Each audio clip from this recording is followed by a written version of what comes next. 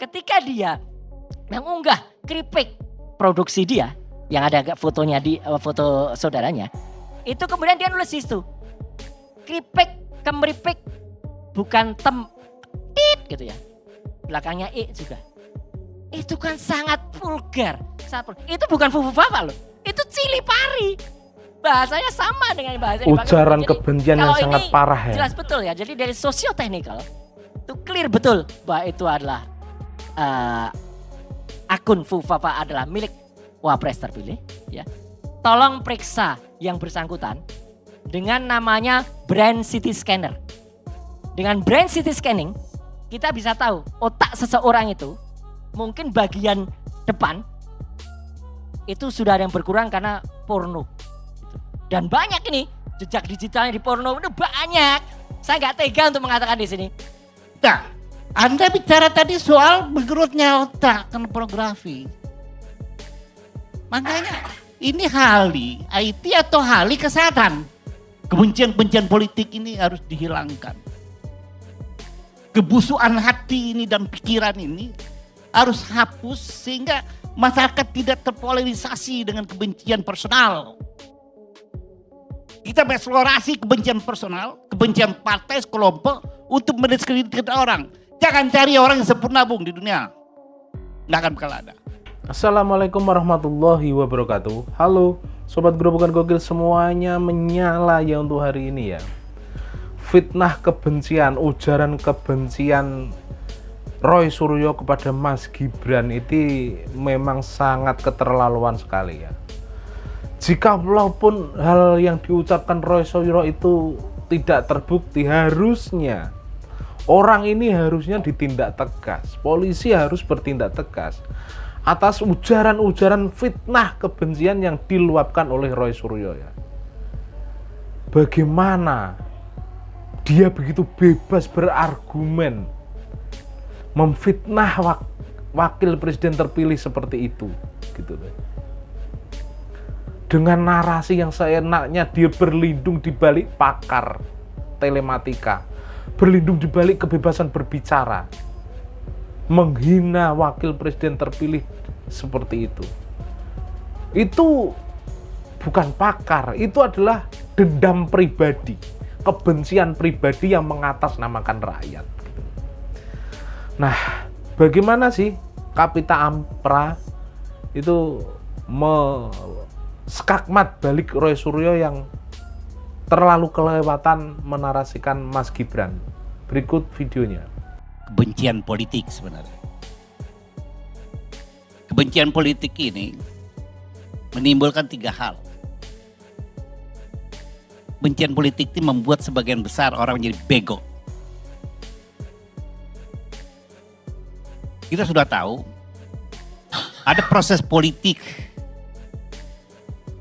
Prabowo Gibran melalui Pilpres dan ditetapkan oleh KPU sebagai pemenang kompetisi. Diuji secara proses hukum melalui Mahkamah Konstitusi dan dikuatkan, dinyatakan bahwa pemenang Pilpres itu adalah Prabowo Gibran. Ini yang buat kita bego. Kita ingin mengorek-ngorek supaya proses politik, proses hukum ini dibatalkan oleh Roy Suryo. Padahal jelas-jelas itu wakil presiden terpilih dan juga presiden terpilih. Yang kedua, kita menjadi banality of evil, kedangkalan berpikir.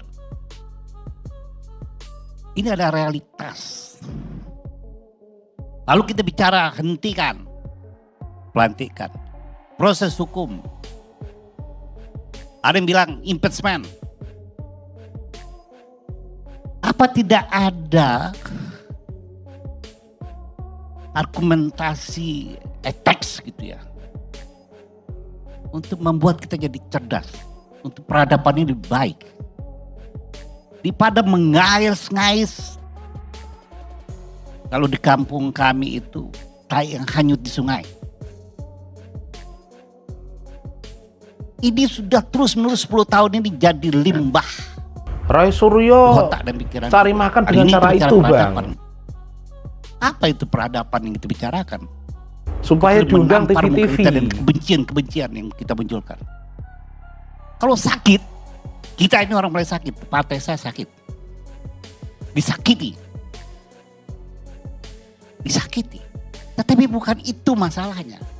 Ada realitas politik yang bagaimanapun Beliau cara ini menangani politisi dari urusan lain. PDIP guys, Bang Kapitra Tapi Ampera ada ya. penetapan politik dan keputusan hukum. Tapi nalarnya main dia. Dan ada takdirnya di situ. Ini kita bisa tolak. Yang ketiga adalah loss of common sense. Kita kehilangan kejenihan berpikir. Undang-Undang Dasar pasal 7A Belum dilantik, impeachment itu mau dilakukan pada dilengsarkan. presiden yang sudah menjabat. Pemikiran atau Roy presiden sudah Suryo. menjabat. Jika dia melakukan pengkhianatan terhadap negara, korupsi, suap, atau perbuatan pidana berat, perbuatan tercela, atau syarat-syarat menjadi presiden, dilantik aja belum. Kita ini bicara tentang hukum atau tentang moral? Kalau kita bicara tentang etika, maka proses hukum, penetapan keputusan hukum tidak bisa dibatalkan oleh masalah etika dan moral. Kita bisa bicara sekarang dalam ranah dia bisa dibatalkan, dilantik atau tidak. Itu sudah bicara soal hukum.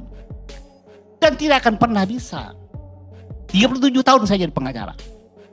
Proses hukum kita dengan ada game-nya cepat, tapi akan lebih cepat kalau dia berlangsung 2-3 tahun.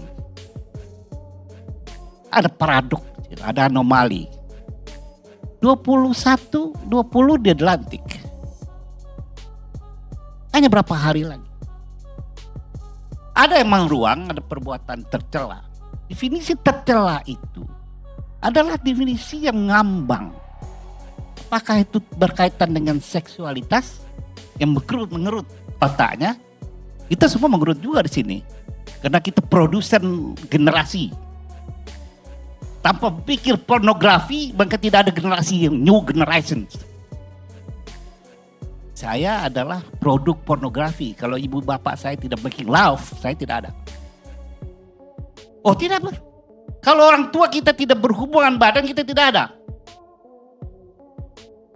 Nah, Anda bicara tadi soal mengerutnya otak karena pornografi. Makanya ini Hali IT atau Hali kesehatan? Saya punya MKes Pak Kapitra. Iya, oke. Kedua orang tua kita berhubungan secara halal, sah. Oke, ya. Itu sah. Tetapi berah itu muncul kenapa? Kenapa? Udah. Ini Gak usah dilanjut. Nggak usah teruskan, Pak. Gak usah diterusin. Oke. Ini realitas politik yang kita harus terima.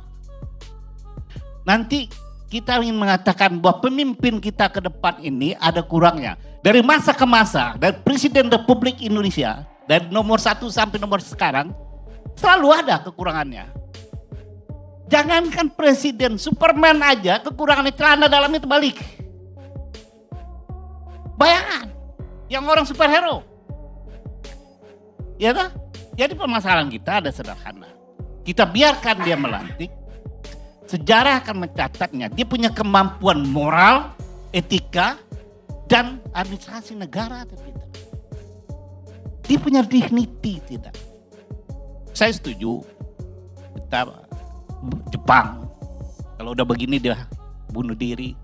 Ini bukan Jepang, ini negara yang tidak punya identitas. Dia merujuk kemana ini Indonesia hari ini, 10 tahun terakhir ini. Dulu waktu di LC masih tayang TV One, saya bilang moratorium Mensos. Bang Kani menolak malah. Karena kita harus bersihkan atmosfer sampah-sampah Mensos itu. Seperti yang dilakukan oleh Edorgan. Tetapi ini konsekuensi dari sebuah kemajuan peradaban. Kita melalui loncatan gelombang peradaban dari tradisional sampai sekarang. Pada waktu yang sama, beda dengan Eropa. Ada jeda 1 abad.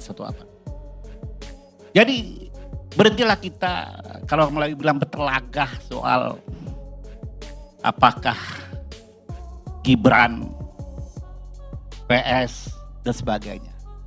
Kebencian-kebencian politik ini harus dihilangkan. Kebusukan hati ini dan pikiran ini harus hapus sehingga masyarakat tidak terpolarisasi dengan kebencian personal. Kita mengeksplorasi kebencian personal, kebencian partai, kelompok untuk mendiskreditkan orang. Jangan cari orang yang sempurna, Bung, di dunia. Nggak akan bakal ada.